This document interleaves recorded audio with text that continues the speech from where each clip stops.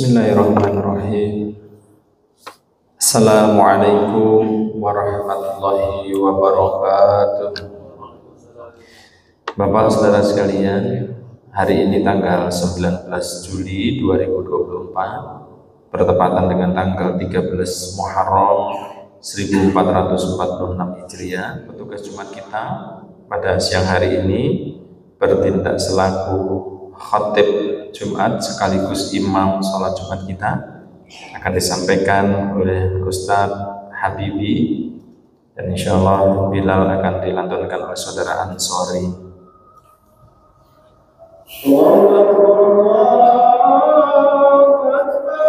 Allahu Akbar.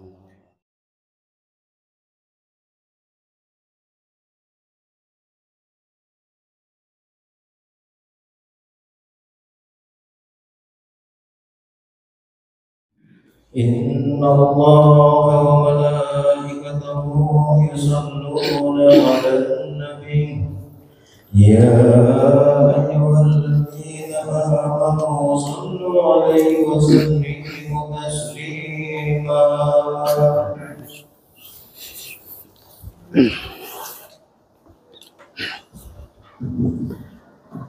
Assalamualaikum warahmatullahi wabarakatuh.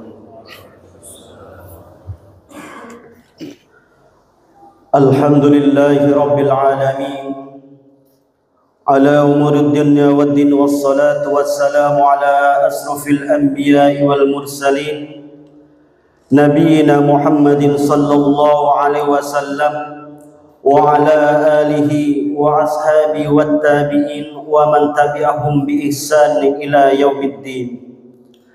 Ashhadu an la ilaha illallah wahdahu la syarika lah lahul malikul haqqul mubin wa ashhadu anna sayyidana Muhammadan abduhu wa rasuluh sadiqul wa'dil amin. Amma ba'd, fa ya ayyuhal hadirun ittaqullaha haqqa tuqatih wa la tamutunna illa wa antum muslimun. Wa qala Allah ta'ala fi kitabihil aziz ya ayyuhalladzina amanu ittaqullaha wal tanzur nafsum ma qaddamat lighad wattaqullaha innallaha khabirum bima ta'malun. Masiral muslimin jamaah Jumat rahimakumullah, menjadi suatu kewajiban bagi kita untuk senantiasa bersyukur kepada Allah atas segala nikmatnya. Betapa tidak banyak dari kita mampu membuat rumah, kita mampu membeli mobil, kita mampu membeli rumah, kita mampu membeli segala sesuatu. Namun kalaulah kita berpikir apakah kita mampu membeli jantung yang diberikan oleh Allah Subhanahu wa taala yang tiap hari berdetak, memberi mata, apakah kita mampu membeli mata yang tiap hari Allah berikan kepada kita sehingga kita dapat melihat, dan apakah kita mampu membeli semua dari diri kita sehingga kita dapat berjalan di hadapan Allah Subhanahu wa taala? Sungguh kita tidak mampu. Kita setiap hari berlaku maksiat kepada Allah. Apakah Allah mencabut nikmat kita seperti mata atau jantung yang berdetak? Apakah Allah mencabut nikmat kita? Tidak. Maka dari itu wajiblah kita terus bersyukur kepada Allah Subhanahu wa taala.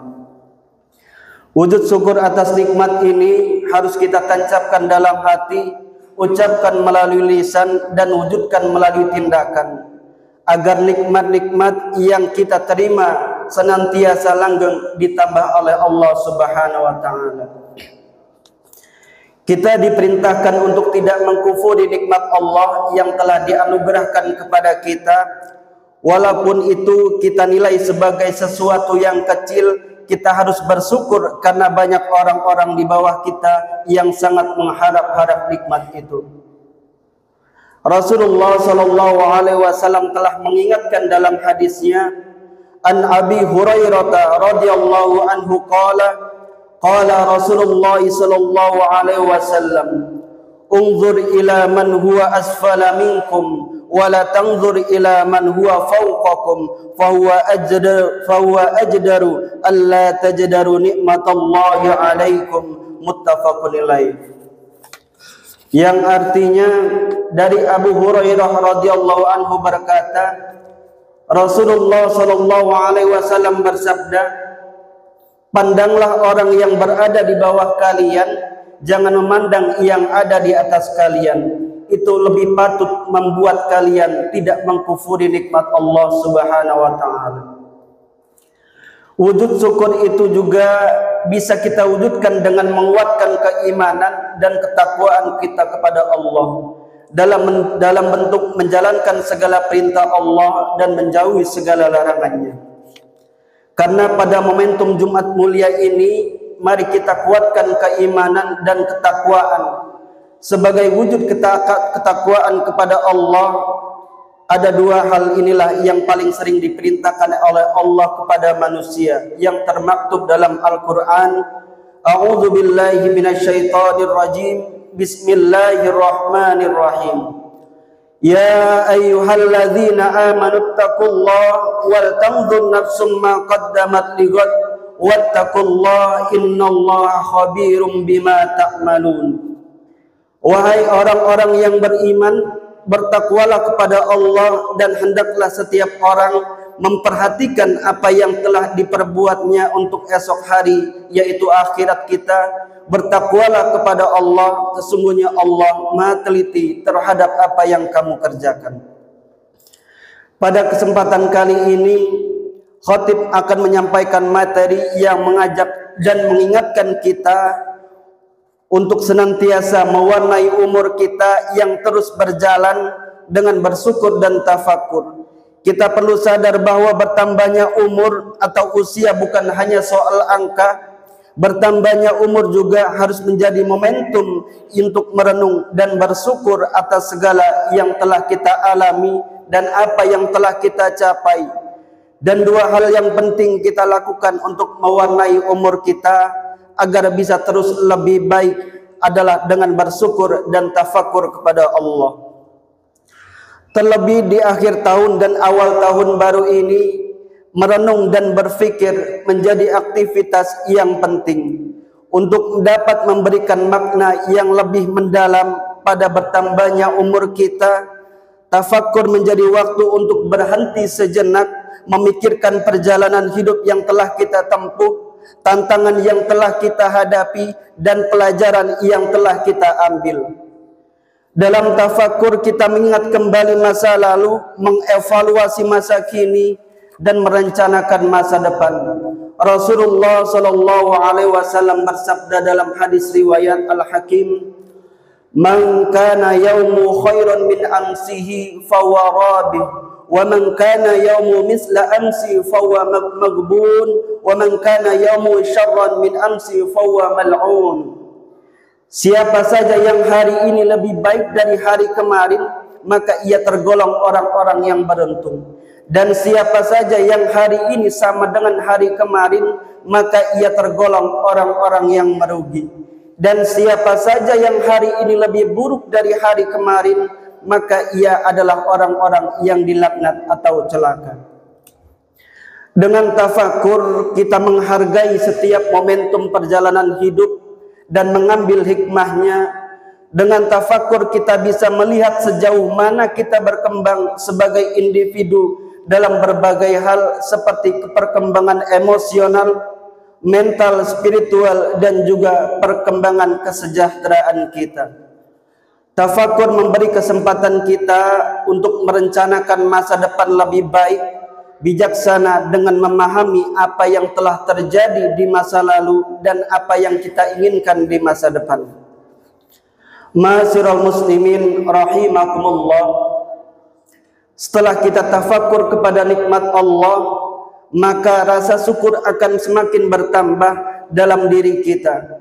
Bersyukur ini bukan dalam artian dalam lisan mengucapkan alhamdulillah, namun syukur yang diharapkan adalah syukur yang semakin menyadarkan diri bahwa Allah merupakan kekuatan paling besar dalam kehidupan kita.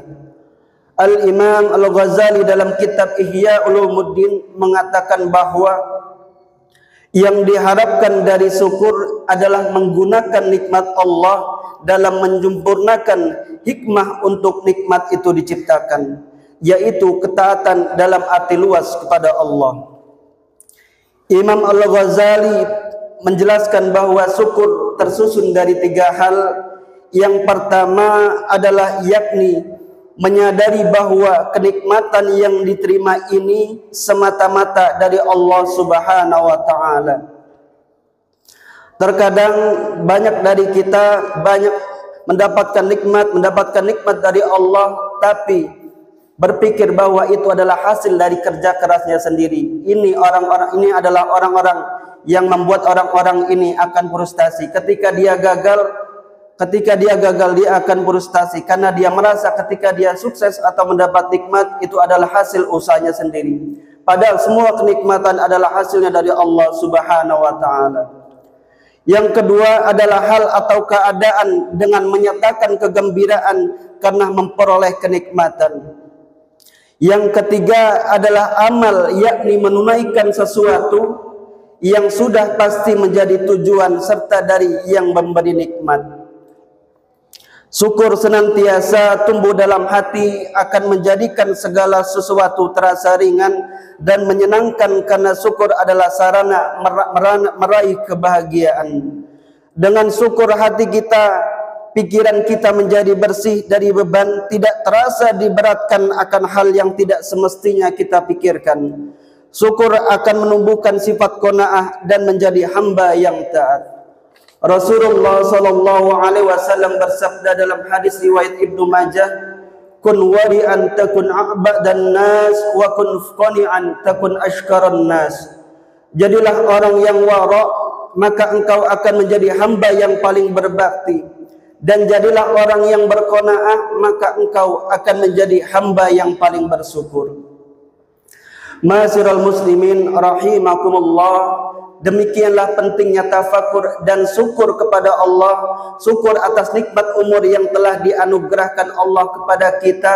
Semoga pada momentum ini, tahun baru Hijriah ini, kali ini kita dapat melakukan perenungan dan berpikir, menguatkan rasa bersyukur kita. Semoga nikmat yang kita syukuri akan senantiasa ditambah oleh Allah Subhanahu wa taala. Bukan jumlah dari nikmat yang kita rasakan, namun siapa yang memberikan. Kalau dicontohkan, kalau kita mendapatkan suatu bingkisan dari presiden, apapun bentuknya, walaupun kecil bentuknya, tentu kita akan senang. Dan setiap hari kita mendapat kenikmatan dari Allah Subhanahu wa taala, Tuhan semesta alam, Tuhan yang menciptakan kita, Tuhan yang menggerakkan kita, dan Tuhan yang menggerakkan alam. Mungkin hanya ini yang dapat kami sampaikan. Semoga bisa bermanfaat bagi kita semua, dan semoga bisa bermanfaat bagi kita semua sekarang dan kehidupan yang akan datang.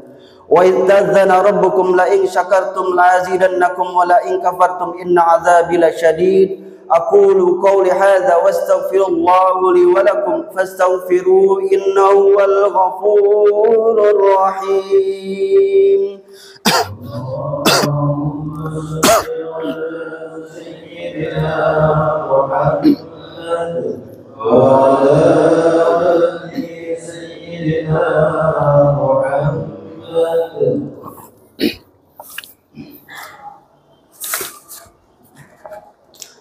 Alhamdulillah, summa alhamdulillah, ashhadu an la ilaha illallah wahdahu la syarika lah, wa ashhadu anna sayyidana Muhammadan abduhu wa rasuluh alladzi la nabiyya ba'dah. Allahumma salli wa sallim ala nabiyyina Muhammadin wa ala alihi wa ashabihi wa man tabi'ahum bi ihsanin ila yaumil qiyamah. Amma ba'd, fa ya ayyuhan nas usikum wa nafsi bi taqwallah faqad fazal muttaqun. Wa qala Allah ta'ala fi kitabil karim, inna Allah wa malaikatahu yusalluna 'alan nabi ya ayyuhalladzina amanu sallu 'alaihi wa sallimu taslima. Allahumma salli ala sayyidina Muhammadin wa ala ali sayyidina Muhammad. Allahumma amin amin ya rabbal alamin. Allahumma ighfir lil mu'minina wal mu'minat wal muslimina wal muslimat al ahya'i minhum wal amwat إنك سميع قريب مجيب الدعوات فيا قاضي الحاجات. اللهم انصر إخواننا المسلمين في فلسطين. اللهم عليك باليهود وأعوانهم المعتدين الذين قتلوا إخواننا المسلمين في المسجد الأقصى خاصة وفي فلسطين عامة، إنك على كل شيء قدير. اللهم أنزل عليهم وعلى من آونهم بأسك الذي لا يرد عن القوم الظالمين. اللهم تقبل منهم الشهداء واشف منهم المرضى والجرحى. اللهم كن لهم ولا تكن عليهم فإنه لا حول لهم ولا قوة إلا بك. ربنا اغفر لنا ذنوبنا ولوالدينا وارحمهما كما ربينا صغارا. ربنا آتنا في الدنيا حسنة وفي الآخرة حسنة وقنا عذاب النار. عباد الله إن الله يأمركم بالعدل والإحسان وإيتاء ذي القربى وينهى عن الفحشاء والمنكر والبغي يعظكم لعلكم تذكرون ولذكر الله أكبر. أقم الصلاة.